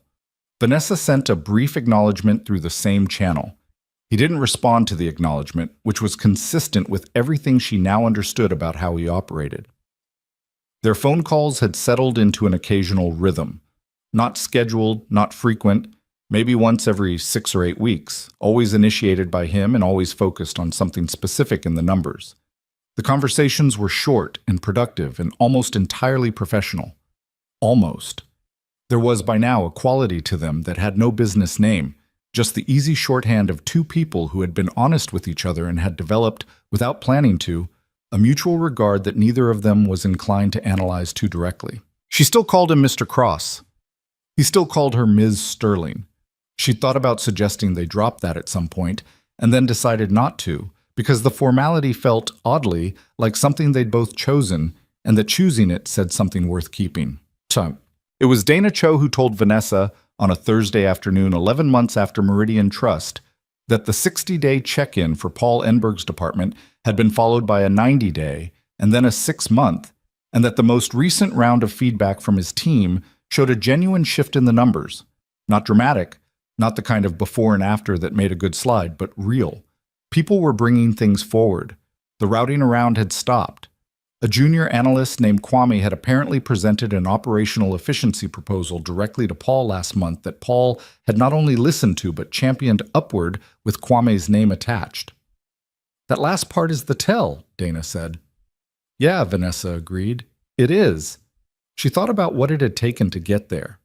The conversation with Dana, the conversation with Marcus, the meeting with Paul, the 2 weeks of uncomfortable conversations before all of those, where she'd sat with the picture of herself and looked at it without flinching away, or tried to, and hadn't always succeeded, but had kept trying. She thought about Damien saying, "It's easy to know things in a coffee shop and then walk back into your building and forget." She hadn't forgotten. That was the thing she was most honest with herself about in the quiet moments. That she could have. That many people did. That the particular comfort of returning to a familiar environment was precisely its ability to absorb disruption and smooth it back into the existing pattern, and that the only defense against that was repetition. Returning to the uncomfortable picture every time the familiar started to feel like enough. It wasn't a transformation, it was a practice, and she was better at it some weeks than others. The thing that happened in December wasn't planned. Vanessa was on Calloway Street for a meeting with an attorney whose office was a block from Meridian Trust, and she had 20 minutes between the meeting's end and her next call, and she walked past the bank without stopping, glanced through the glass at the marble lobby, at the counter where Priya still worked on weekday mornings, at the small seating area near the back wall where Gerald Taft had once invited a man in a worn jacket to sit and review his statements. She kept walking, got half a block, stopped at a crossing. The light was red. Around her, the city moved in its usual pressured rhythm. People threading gaps between other people. A cab accelerating through the far intersection. The white noise of a Tuesday in motion. She took her phone out and pulled up Damien's number, put it back, thought about it, took it out again. He answered on the third ring. "Ms. Sterling." "I'm standing on Calloway Street," she said. "Half a block from Meridian Trust. I thought you should know." A pause, then with something that was unmistakably dry. "Why would I need to know that?" "I don't know," she said. "I just thought it was worth telling someone, that I could walk past it now without the feeling I had the first time I walked past it, after Tuesday." A brief silence. What feeling was that? The feeling of someone who had said something they couldn't take back, Vanessa said. In a room full of people. About a person they'd just decided was worth less than the marble they were standing on. She looked at the bank through the foot traffic. That feeling. Damien was quiet for a moment. The light in front of her turned green and she didn't move, and the people around her moved around her like water around a post. "It's a useful feeling to remember," he said. "I know. I'm not trying to get rid of it. I'm saying it's different now. It sits differently." She paused.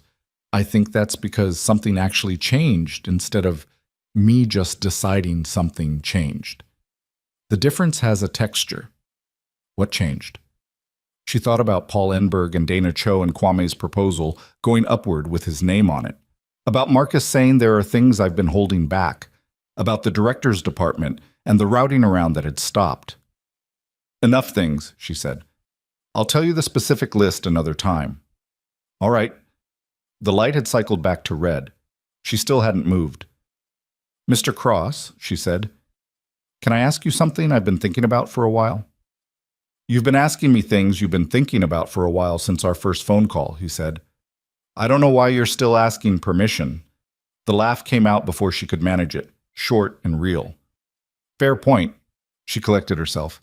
After everything that happened at Arclight, after Carter Voss and the settlement and the 2 years you spent not doing anything professionally visible, did you ever feel like what happened to you was wrong? Like it should have gone differently, and the fact that it didn't meant something was broken in the way things worked? A longer silence this time.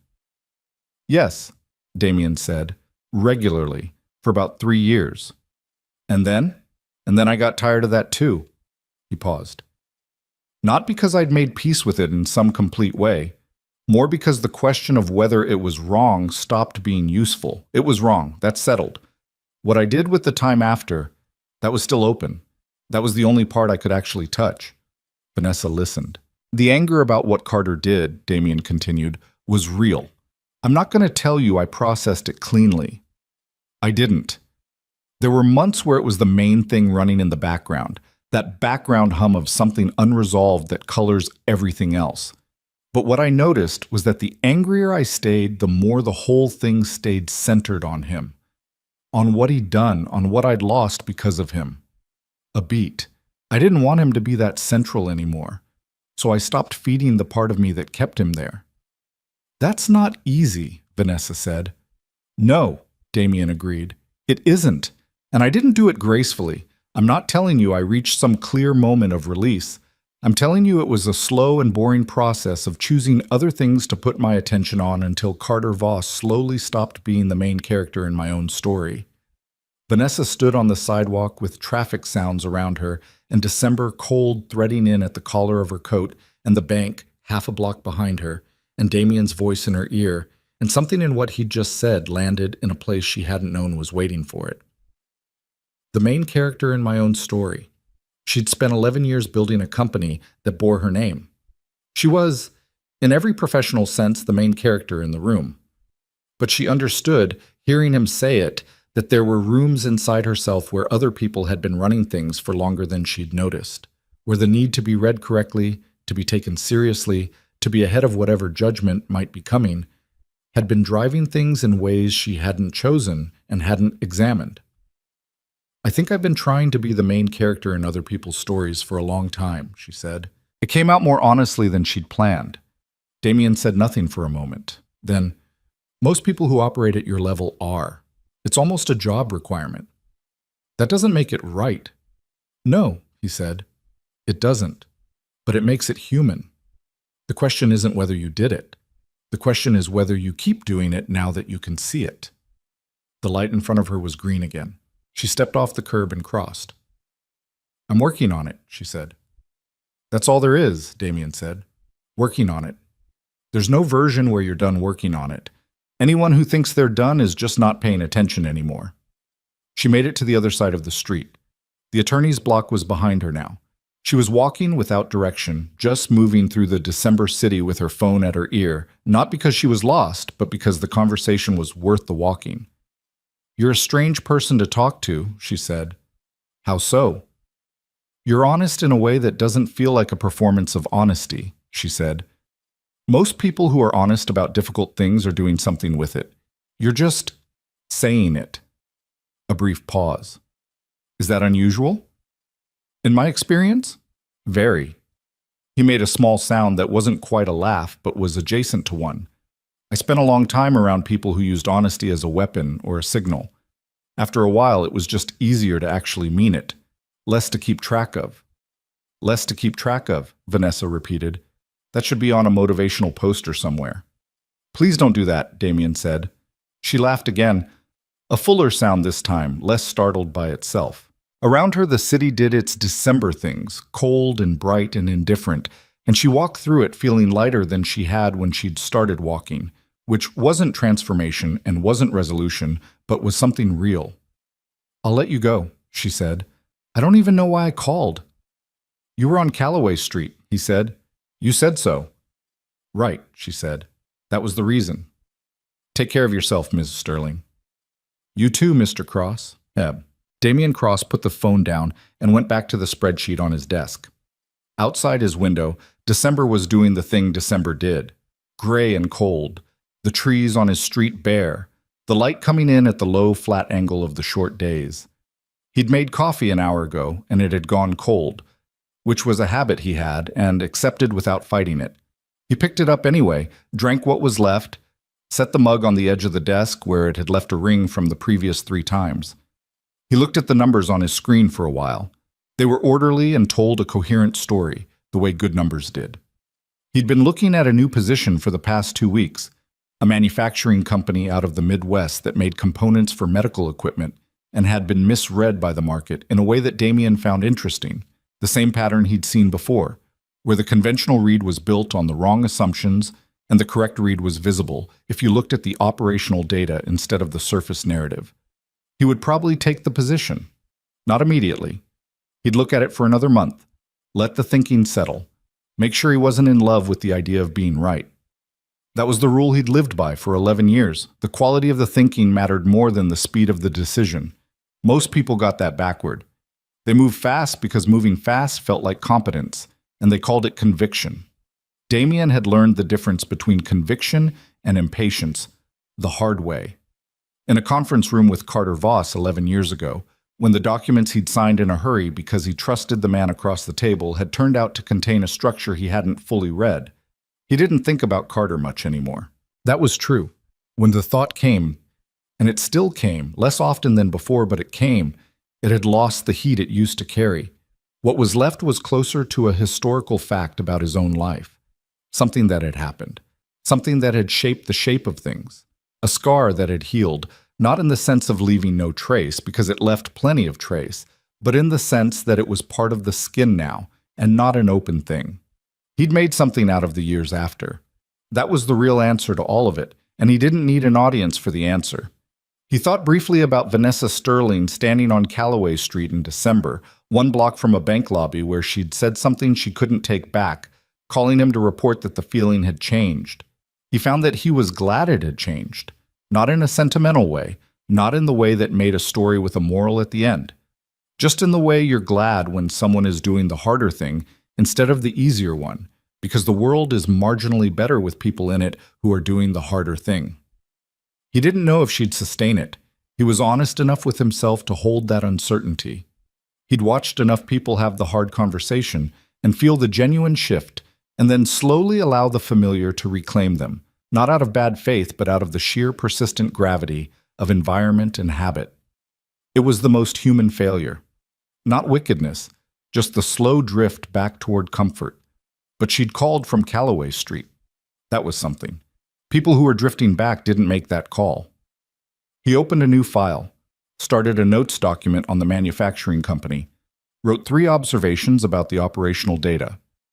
Stopped, looked out the window at the bare trees on his street. He thought, not for the first time, about what a strange shape his life had taken. Not unhappy. That was important to be accurate about. Not the monk's life of renunciation it might look like from the outside, just different from what he'd expected when he was 30 and building something with Carter Voss and believing that the signal was the substance. He'd lost the signal and found the substance. That was the whole of it, condensed. The $50 he'd withdrawn from Meridian Trust on that Tuesday in October had gone to a handyman named Bert, who fixed gutters and worked off the books and did excellent, clean work without being asked twice. The gutter hadn't given him any trouble since. That was $50 well spent, by any measure he cared about. The rest of it, Vanessa Sterling, and the coffee shop, and the 4 phone calls, and the formal letter, and the declined opportunity, and the December sidewalk, had cost nothing and returned something he hadn't been looking for and wouldn't have known to name. Not friendship exactly, not business exactly, just an honest connection between 2 people who had seen each other clearly for a moment and had been honest about what they'd seen and had not destroyed each other with it. He'd take that. He went back to his numbers. There is a particular kind of wealth that never shows on a balance sheet, not because it's hidden, but because the tools we use to measure things can only measure certain kinds of things, and we tend to mistake the limitation of our tools for the limitation of what exists. Damien Cross understood this. He'd learned it the way most real understanding gets learned, not from reading it somewhere, not from someone telling him, but from living a long enough version of two different lives to be able to compare them directly. The first life, where the signal was the substance. The second, where the substance was all there was. He knew which one had been harder to build and which one had turned out to hold its weight. Vanessa Sterling was learning it, unevenly and imperfectly, and at a cost she was still calculating. She would probably spend the rest of her career learning it, which was the correct timeline for a lesson that size. She was sharper than she'd been at the start of October, and more honest with herself, and her company was marginally better for it in ways that would take years to fully measure.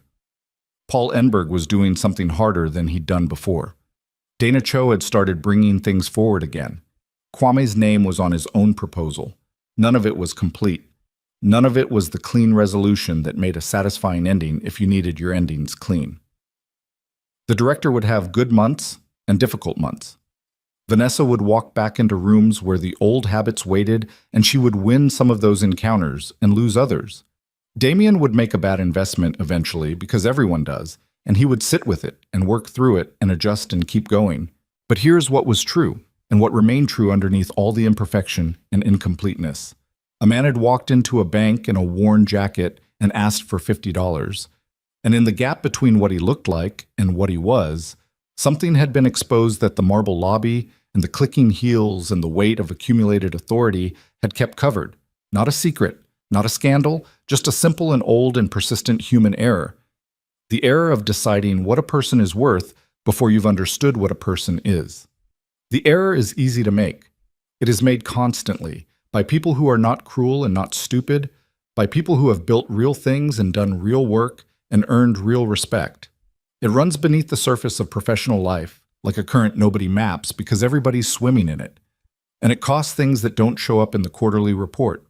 It costs the idea in the hallway that never made it to the room, the person who learned not to bring things forward, the junior analyst who routed around the director because the director's room had a temperature. What Damien Cross had, at the end of all of it, was the thing he'd built slowly and without an audience across 11 years of patient, unglamorous, precise work. Not just the financial position, though that was real and solid, and the product of discipline applied over a long time horizon, but the more durable thing beneath it. The ability to walk into a marble lobby in a worn jacket and ask for $50 and feel when a woman's voice carried across the space with a dismissal in it, not wounded, but simply clear-eyed. The ability to need nothing from that room, to take the $50, fold them into his jacket pocket, and step out into the gray afternoon without looking back. True weight doesn't announce itself. It doesn't need to. It just sits, steady and patient, while everything lighter makes noise around it. Damien Cross closed his laptop at 6 o'clock. The December dark had come early, and the street outside his window was lit by the amber of the neighborhood lamps, and it was quiet in the way his street was usually quiet by this hour. He put on his jacket, the faded one, the one he'd worn to the bank, the one that would have told a certain kind of observer everything they needed to know and told them all of it wrong. And he went out to get dinner from the place around the corner that made a decent bowl of soup and didn't care what he was wearing. He walked through the cold air with his hands in his pockets and his breath making small clouds in front of him. And the street was ordinary and unhurried, and he was a man walking through it, anonymous and unread and completely at peace with both of those things. He had built what he wanted to build. He lived the way he wanted to live. He answered to no one's idea of what he should be. That was the fortune. That was the whole of it. Everything else was just numbers. Damien ordered the soup and ate it at the small counter by the window the way he usually did. Not because he preferred eating alone, but because the alternative required a kind of social arrangement he rarely had reason to make. The place was called Moreno's, and it occupied a narrow slot between a dry cleaner and a hardware store. And the man who ran it was a compact, unhurried person named Felix, who had been making the same 4 soups on rotation for as long as Damien had been coming in, which was going on 6 years. Felix set the bowl down without ceremony and went back to whatever he'd been doing behind the counter. That was one of the things Damien liked about the place. Nobody performed hospitality at you. He ate slowly and looked out the window at the December street. A couple walked past bundled against the cold, the woman saying something that made the man laugh, his breath coming out in a cloud. An older man walked a dog that was moving with the labored determination of an animal who had done this walk many times and had opinions about the pace. A delivery truck idled at the corner with its hazards on, The driver inside looking at a phone. Ordinary. All of it completely ordinary. Damien had spent a long time learning to find that restful rather than insufficient. There had been a period, longer than he liked to admit, in the first years after Arclight, when ordinary had felt like defeat. When he'd sat in coffee shops and watched the city move and felt, underneath the surface calm he was working to cultivate, the specific ache of someone who had been in motion for years and had suddenly stopped. Not grief exactly. More like the phantom sensation of a limb that was no longer there. He'd been building something, and then he wasn't, and the absence of the building had a texture he hadn't anticipated.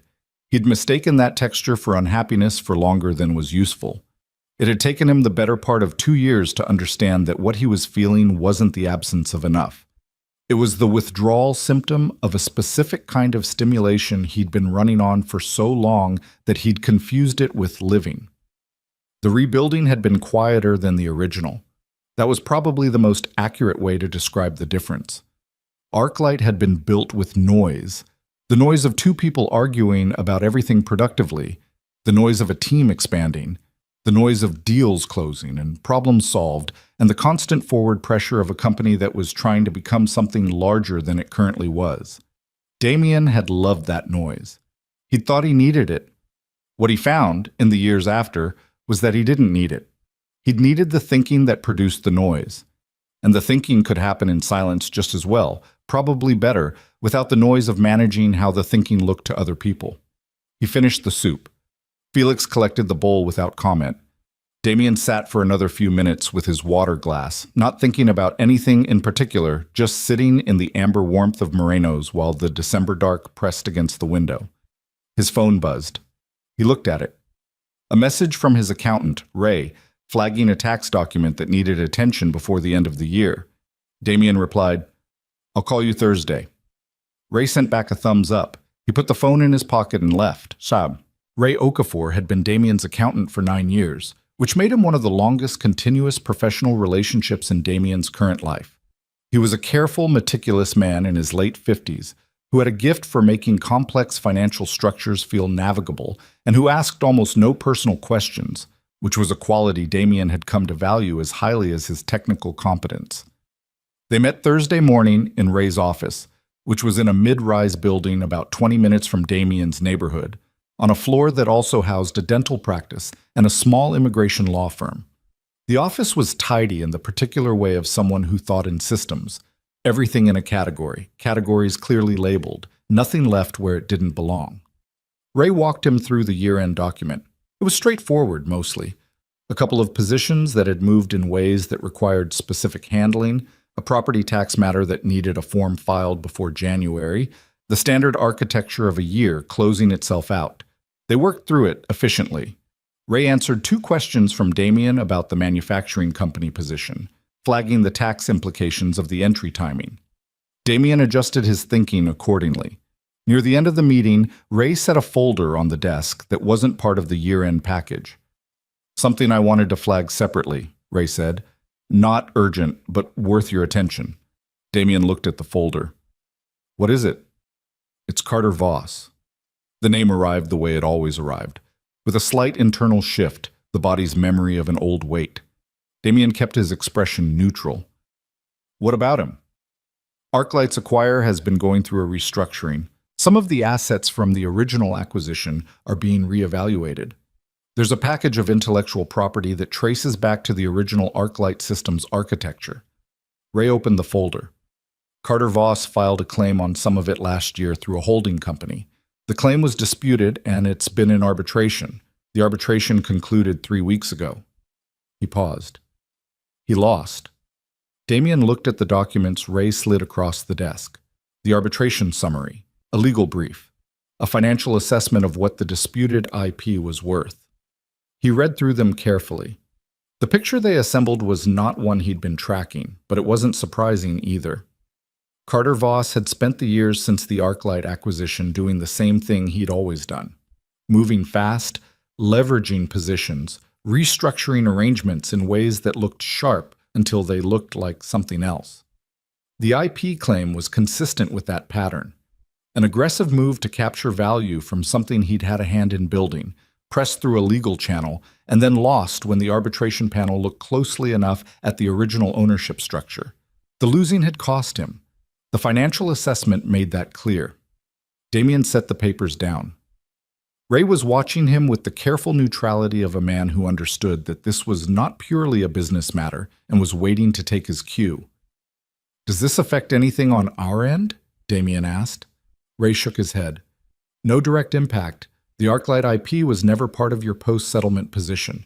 This is entirely on the acquirer's side. I flagged it because I thought you'd want to know, not because you need to do anything." Damien nodded. He looked at the arbitration summary again for a moment. Then he closed the folder and pushed it back toward Ray. "File it," he said. "I don't need to keep a copy." Ray nodded, made a note. "There's one more thing." He hesitated, which was unusual for Ray. He was not a man who hesitated. "The attorney who handled the arbitration for the acquirer reached out to our office, indirectly. They're aware of your history with ArcLight, and they wanted to know if you'd be willing to provide a statement about the original IP development as a potential witness in a follow-on proceeding." Damien was quiet for a moment. "What kind of follow-on proceeding?" "It's not fully defined yet. The arbitration loss has opened some questions about representations Carter made to the acquirer at the time of the original sale, whether they were accurate." Ray paused. "There's a suggestion that he may have overstated his ownership role in certain elements of the system architecture." Damien sat with that. The room was quiet. Through the wall, faintly, the sounds of the dental practice next door. A drill, briefly, then silence. He thought about what it would mean to be a witness in a proceeding against Carter Voss. He thought about the version of himself that had sat at a folding table 11 years ago and built a whole speech in his head. The satisfying, perfectly constructed confrontation that had never happened because Carter Voss had never shown up to receive it. He thought about what he'd told Vanessa Sterling in the coffee shop. "I'd probably just have a normal conversation. Ask him how things were going." He thought about whether that was still true. "Tell them no," Damien said. Ray looked at him. "You're certain?" "I'm certain." He picked up his water glass. "Whatever happened in that arbitration is their business. I don't have a stake in it, and I don't want one. I'm not going to spend time in a legal proceeding about events from 11 years ago when the outcome doesn't affect me. It might affect Carter Voss significantly." "I know," Damien said. "That's still not a reason." Ray studied him for a moment. Not questioning the decision, Ray had learned not to question Damien's decisions once they were made. Just looking at the man who had made it with the mild curiosity of someone who had known him long enough to find him occasionally surprising. "All right," Ray said. He made another note. "I'll let them know." Damien stood to leave. At the door he paused. "Ray? How long have we been working together?" Ray glanced up. 9 years in February." Damien nodded. "You do good work," he said. "I don't think I've said that directly." Ray's expression moved slightly. A contained version of being pleased, the kind that didn't overflow. "I appreciate that." "I mean it." He left Ray's office and took the elevator down to the lobby and stepped out into the December cold, and he stood on the sidewalk for a moment with his hands in his jacket pockets and the city doing its usual things around him. And he felt, for a moment, the specific clean quality of a decision that had cost nothing and taken nothing, and also, in some way he didn't try to explain, release something that had been quietly waiting to be released. Carter Voss would find his own reckoning, or he wouldn't. That was Carter's story to live in. Damien had his own. He walked back toward his neighborhood. The cold was honest and direct, the kind that didn't apologize for itself. He walked in it with the ease of someone who had somewhere to be that wasn't urgent, which was its own kind of luxury, one of the real ones, the kind that didn't require an audience. Vanessa had a habit she'd developed sometime in the late fall, without planning to, of pausing at the door to certain meetings before she went in. Not long, maybe 10 seconds. She'd stand just outside the conference room or the office, and she'd ask herself a question that she hadn't started asking until somewhere around October, when a man she barely knew had told her the room arranges itself around your expectations. The question was, what am I assuming about the people on the other side of this door? Sometimes the answer was straightforward. Sometimes it was more complicated. Sometimes she caught herself mid-assumption, holding something she hadn't known she was carrying, and the catching was the whole point. It wasn't a transformation. She'd made peace with that word's absence from the description of what was happening to her. Transformations were for stories that needed clean arcs. What she was living was more incremental and more honest. A daily, imperfect renegotiation of habits that had been laid down over years and were not going to lift cleanly just because she'd decided to notice them. But she was noticing them. That was real. She noticed it in a board meeting in November when a junior analyst named Terrence presented a quarterly risk assessment, and Vanessa caught herself dismissing his framing before he'd finished his second sentence. And instead of letting the dismissal drive her response, she waited. She asked a question instead of offering a correction. Terrence's answer was partially wrong and partially more right than her initial instinct had given him credit for, and the meeting went somewhere more useful than it would have. She noticed it in a hiring decision in December when she was reviewing candidates for a senior operations role and found herself giving disproportionate weight to the candidate who had the most polished professional presentation, the one who moved through the interview the way Vanessa herself moved through rooms. And she made herself slow down and look at the substance behind the surface of each candidate with more care than she'd been applying. She didn't hire the most polished one. She hired the woman who'd stumbled twice in the interview and had both times corrected herself with a precision that suggested she understood her own thinking clearly enough to catch it when it went wrong. That woman, whose name was Ingrid, turned out to be excellent. She was still finding her footing in the company's culture 4 months in, still making the adjustment errors that new people made, but the quality of her thinking was real, and Vanessa knew she would have missed it in the previous version of how she ran a hiring room. She told Marcus about it. They were walking back from a lunch meeting, moving through the cold with their coats up, and she described the hiring process without naming it as a change, just as what had happened. Marcus listened. When she finished, he said, "That's different from how you usually do it." "I know," Vanessa said. "It's better," Marcus said. Not as a compliment, just as an assessment, the way Marcus delivered most things, direct and without decoration. She nodded. They walked the rest of the block without talking, which was one of the things she valued about Marcus after 8 years, the absence of the need to fill every silence with something that made the silence more comfortable.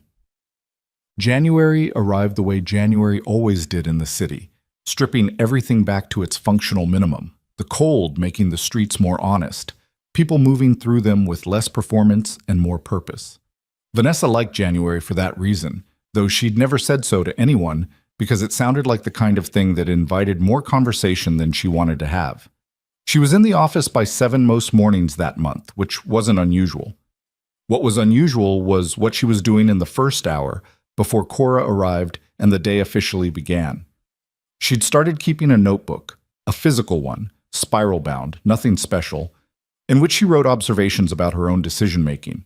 Not a journal exactly, more like field notes on a subject she was studying, which happened to be herself. She'd started it after a conversation with Dana Cho in late November, where Dana had said something that had stayed with Vanessa longer than most things said to her. They'd been talking about the culture work and the changes in Paul Enberg's department and the general direction of things, and Dana had asked carefully what had started all of it, what had made October different from September. Vanessa had told her the truth. Not all of it. She hadn't explained the bank or Damien Cross or the specifics, but the essential shape of it, that something had happened that had shown her a version of herself she hadn't chosen to look at before, and that looking at it directly had been difficult and had also been the only way forward that felt worth taking. Dana had been quiet for a moment. Then she'd said, "How do you make sure you don't stop looking?" Vanessa hadn't had an answer for that in the moment. The notebook was her answer to it, worked out over the following weeks. A place to look, a practice of looking. Nothing elaborate, just 10 minutes in the early morning, writing down the decisions from the day before and the assumptions that had driven them, noting where the gap between assumption and outcome had been significant. It was uncomfortable reading some mornings. That was how she knew it was working. She wrote about Terrence in the board meeting, about Ingrid's hiring, about a conversation with a vendor in which she'd caught herself speaking over the vendor's legal counsel because the counsel was young and soft-spoken, and she'd made a calculation about how much his words were worth before he'd finished saying them. She'd stopped mid-interruption, apologized, and let him finish. He'd made a point that changed her position on the contract term. She wrote about the moments she didn't catch until afterward. Those were the more useful entries she'd found. Not the ones where she'd corrected herself in real time, but the ones where she'd gone through the whole interaction on autopilot and only noticed the pattern in retrospect. Those were the ones that told her where the work was still unfinished, which was essentially everywhere. She didn't show the notebook to anyone. It wasn't for anyone. That was the point of it.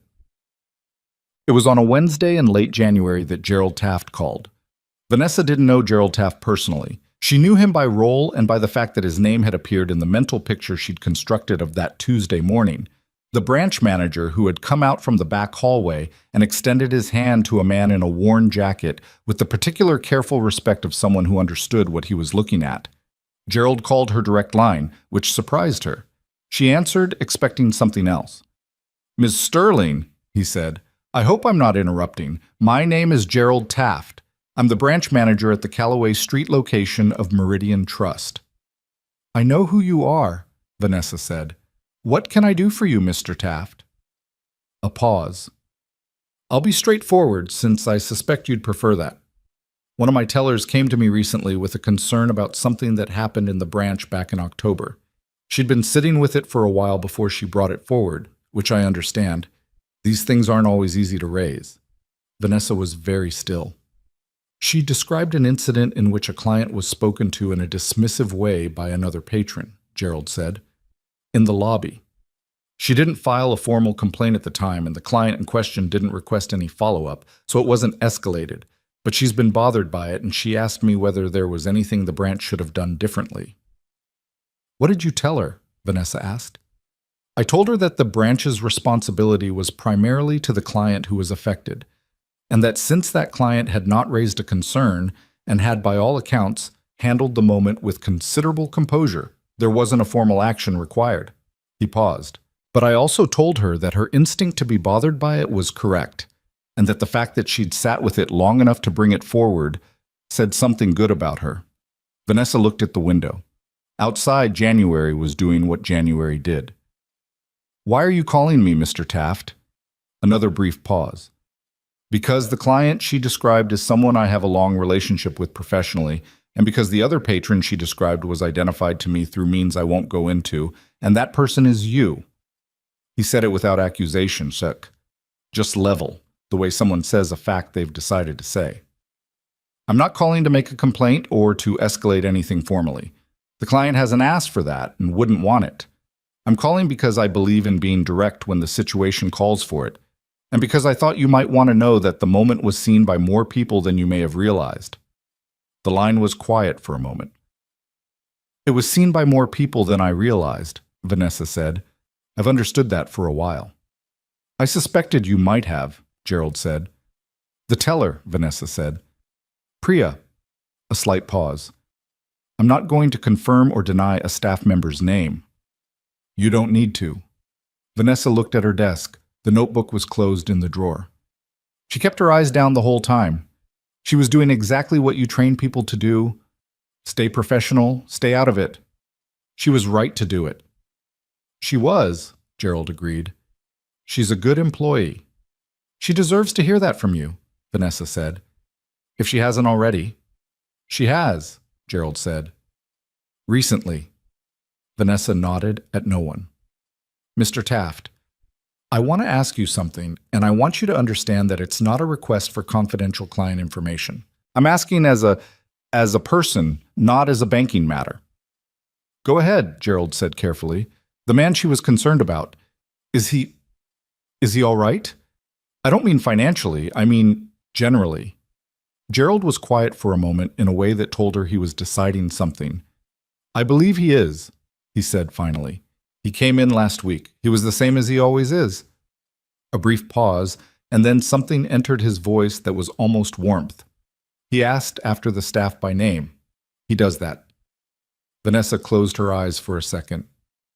"Thank you," she said, "for calling." "Thank you for receiving it the way you did," Gerald said. "That's not always how it goes." They said goodbye, and she put the phone down and sat in her office with the quiet of early afternoon around her and the notebook in the drawer and January outside the window. And she thought about a man who came into a bank and asked after the staff by name, who carried his mug back to the counter at a coffee shop, who declined opportunities and maintained positions and told true things in a level voice and walked through the world needing nothing from it that the world hadn't already agreed to give.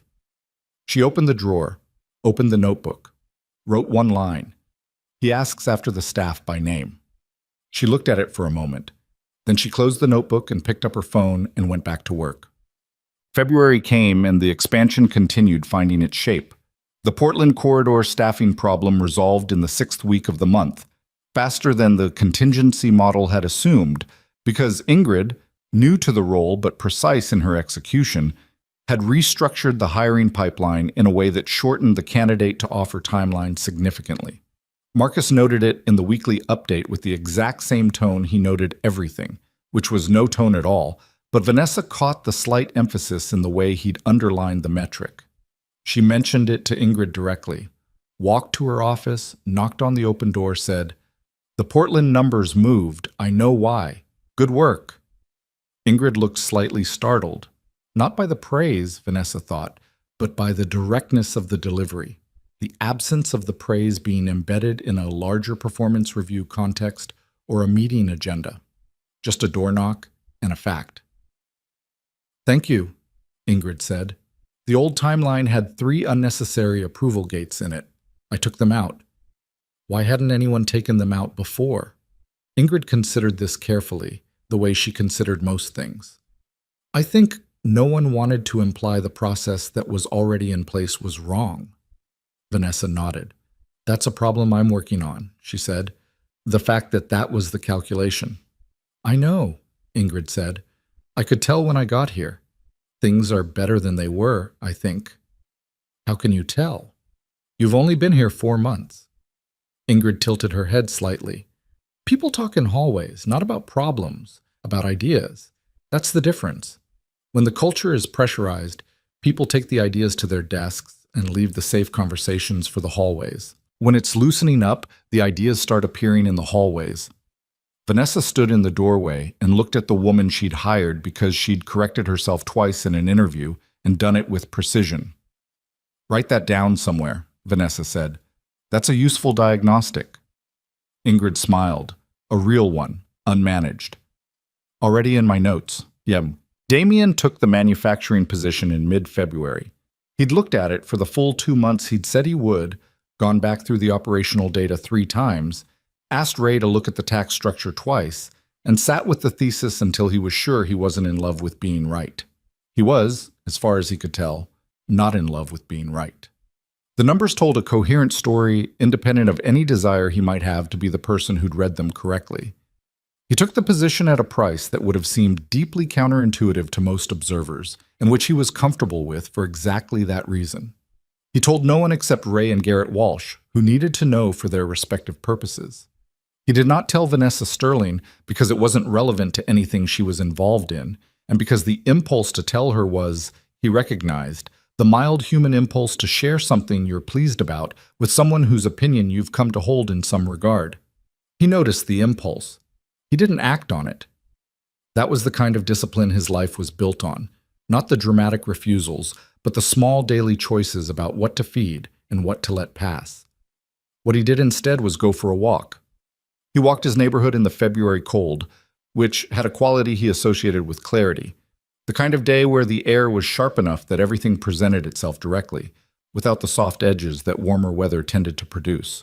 He walked without a destination, just moving through the grid of streets that had become, over 6 years, as familiar as any place he'd lived.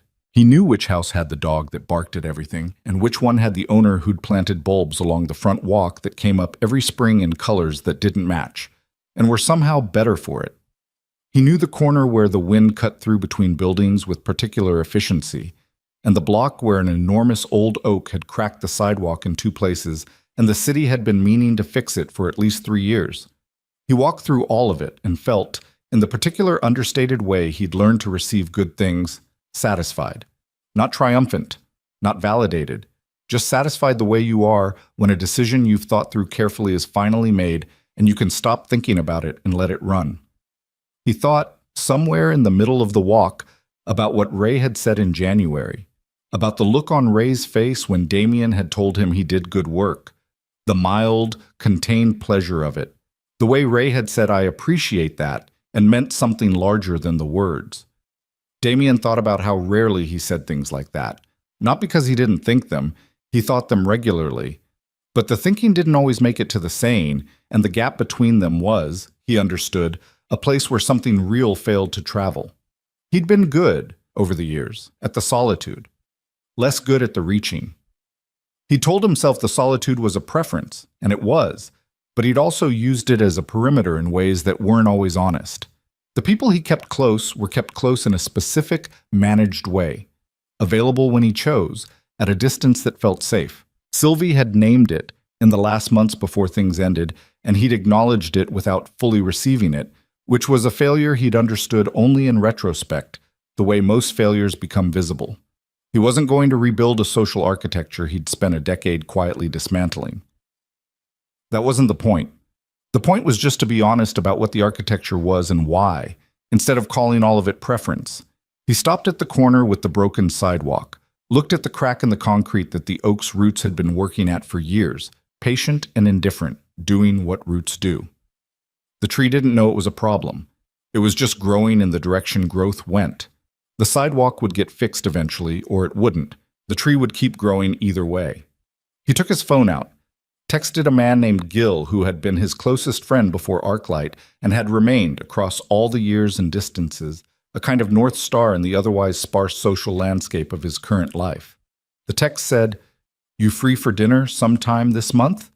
Gil replied in 4 minutes. "Finally. Yes. When?" Damien put his phone away and walked back toward his house. The cold was the same as it had been all morning, honest and direct and not apologizing for itself.